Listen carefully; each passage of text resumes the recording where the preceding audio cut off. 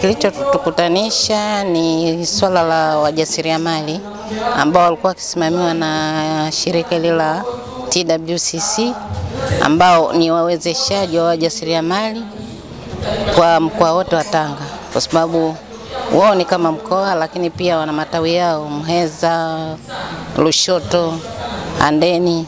Kwa kwanza ni jambo la kuwapongeza kwa hatua ambao wamefikia. Moja ya kitu ambacho umejifunza labda siku leo kupitia hao wajasiriamali, na tuliona umeweza kushirikishwa baadhi ya taasisi mbalimbali wakiwemo TRA, Tanga Women Gala, NSSF. Labda kipi ambacho umeweza kujifunza siku leo? Kitu ambacho nimeweza kujifunza ni wao kuorganize jinsi gani wanachama wao wanaweza wakapata mafunzo mbalimbali kupitia ofisi yao. Kwamba wameweza kukaribisha watu wa NSSF, wameweza kukaribisha Okay, labda moja ya changamoto ambazo umekuwa kwa nafasi yako kizibaini hasa kwa wajasiriamali kwa wanawake wa mkoa wa Tanga ni zipi labda zaidi? Vitu ambavyo nimevibaini kwa wajasiriamali, kwanza ni mitaji. Mitaji yao ni midogo, alafu pia uhaba wa elimu, yani ukosefu wa elimu. Na kingine ni kwamba maeneo maalum ya kufanyia biashara, kwa mfano showroom, kwa sababu hawa ni wajasiriamali wazalishaji. Wana bidhaa nyingi ambazo wakiweza kupata showroom, hata ushiriki kwenye maonyesho itakuwa kosa tatizo. Kwa hiyo kwenye zile showroom watakuwa wana uwezo wa kuuza bidhaa zao. Kwa kuweza kumaliza siku leo, labda yapi ambayo umeyachukua na unaenda kuyafanyia kazi? Ambayo nimechukua ni kutokana na ambavyo wenyewe wamejieleza kwamba tayari wao kama wajasiriamali wana shida ya maeneo ya kufanyia biashara. Mitaji yao ni midogo, ambayo tayari nimeshawaambia kwamba iko mikopo midogo midogo inayotolewa na halmashauri, wao wanaweza wakajiunga katika vikundi na wakaweza kuchukua mikopo hiyo. Lakini kubwa zaidi ni eneo tu la kufanyia biashara na elimu, ambayo itabidi sasa halmashauri ichukue jukumu la kutoa elimu kwa wajasiriamali hao. Naitwa Mama Aziza au Aziza Ramadhani Mfinanga, ambaye ni mwenyekiti wa chama cha wajasiriamali ndani ya mkoa wa Tanga, TWCC. Karibu sana ndugu mtangazaji. Kwa nini leo tuko hapa? Leo tuko kwenye siku nzuri sana kwa ajili ya wanawake wote wajasiriamali na wafanyabiashara.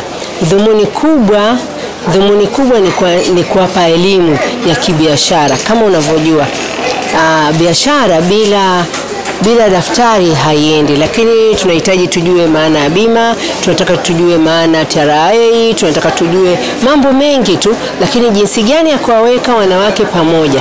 Tuwaite watoa fursa namna hiyo ili waweze kutoa elimu mbalimbali zimfikie huyu mwanamke. Na pamoja na hayo, ili tutoe fursa za kibiashara za kuanzia ndani ya wilaya, nje ya wilaya na nje ya nchi. Hapa ni kwa ajili ya kubadilishana mawazo mawili matatu kwa sisi wanawake. Mmeona nini hasa kuzishirikisha baadhi ya taasisi wakiwemo TRA, wakiwemo NSSF, wakiwemo Azania, Tanga Women Gala? Mmeona nini zaidi kuweza kushirikisha? Tunashukuru ndugu mtangazaji, tuliona mbali sana. Tuliona wajasiriamali wafanya biashara, elimu nyingine inakuwa haijamfikia.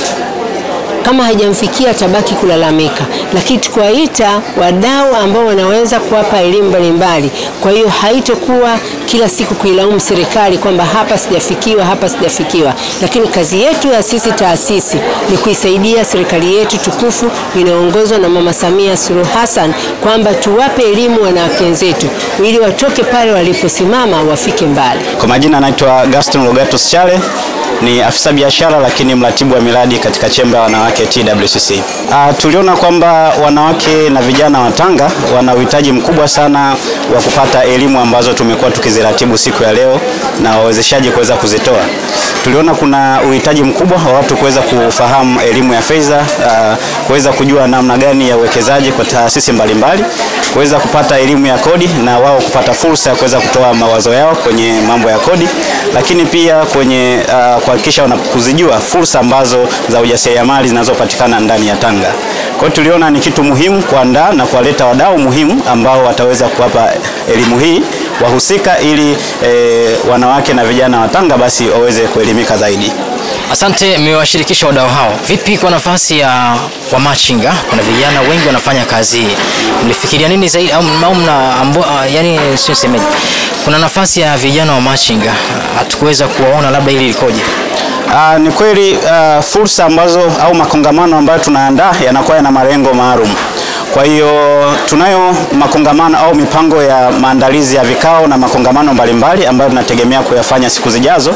Naamini TWCC inabeba makundi yote, wajasiriamali wadogo, wajasiriamali wakubwa, wamachinga, wafanya biashara wakubwa. Kwa hiyo wamachinga pia wapo ndani ya TWCC. Kwa hiyo tunayo program maalum ambayo tutaendelea kuifanya ndani ya mwezi wa 8. Tunaamini nao watakuwepo na watapata elimu ambayo itawasaidia katika shughuli zao. Kwa jina naitwa Aziza Ali Pima, ni mwenyekiti wa TWCC katika kata ya Magaoni. Kwa kweli leo tunashukuru tumepata mambo mazuri kupitia taasisi hii. Tunamshukuru sana mwenyekiti Madamu Aziza kwa kutuhamasisha mpaka leo tumefika hapa. Tukaona mambo mengi tuliojifunza na kufurahia na kubadilishana mawazo na wenzetu. Kwa tunamshukuru sana mwenyekiti wetu wa TWCC.